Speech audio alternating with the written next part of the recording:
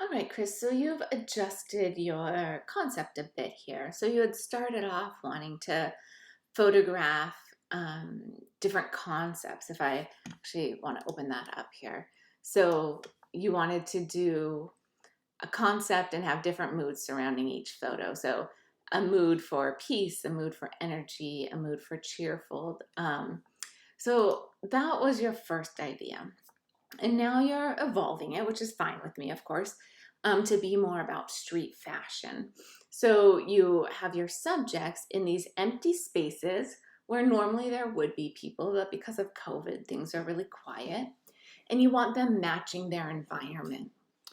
So, so I want you to think about that. I want to you to think about why you want them in these empty spaces, what changes in the space because there aren't people there. How does that change the way the subject interacts with the space? And I want you to think about how having your subject match the scene and start to like blend in as though they're part of the scene. How does that change the meaning? How does that change the relationship between the subject and their surroundings? Now, that original idea where you wanted to do an image about these different topics, being cheerful or excited, or you could still bring that in, because what I want from you this semester is to push these concepts, because it's clear that you can take a good photograph. It's clear that you have the technical knowledge that's needed. But why you're going to get hired is going to be about how you think and what you can communicate with your images. It You also need to be technically proficient, but that's kind of the base. That's the underlying understanding, is that you are technically proficient if someone wants to hire you. So why they're going to pick you opposed to the next technically proficient photographer is because of the way that you think and how your concepts get shown through your imagery.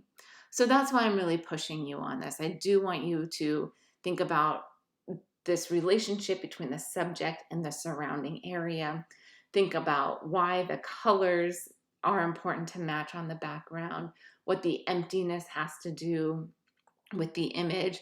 And if you get stuck with that a little bit, I think moving back to that idea of having a particular emotion or feeling that's established with each image could help you with that.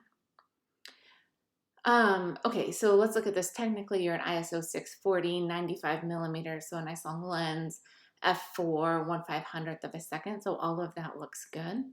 Your subject, I don't know if he has more post-processing on him, but he seems like he really stands out from the background, the edge of his shirt against the background. So that might be something that needs to be pulled back a little bit. Actually, let's look at that a little bit closer. Yeah, even his hair. There's something that makes him stand out, and I don't know if that's your post-processing or if that's just how the light happened to be hitting him. Most of the time when you're photographing your subject, and this has been your subject for many images, and that's fine. That's fine this semester. It wouldn't be fine any semester. He looks really relaxed. And here it seems like it's a little bit more of an in-between moment as he's kind of rubbing his hands, and I feel like he's asking you like where he should go next or what he should do next. So I think you reverting back to that comfort level that you have with him and making sure that he looks relaxed in all of your images will be important moving forward.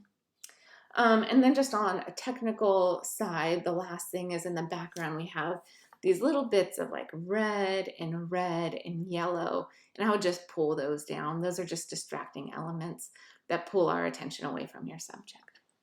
All right, I think you're off to a good start. And like I said, you have everything technically that you need to get an A on a final, but conceptually, that's where we want to push you so that you can kind of open up to the possibilities of what photography has to offer you.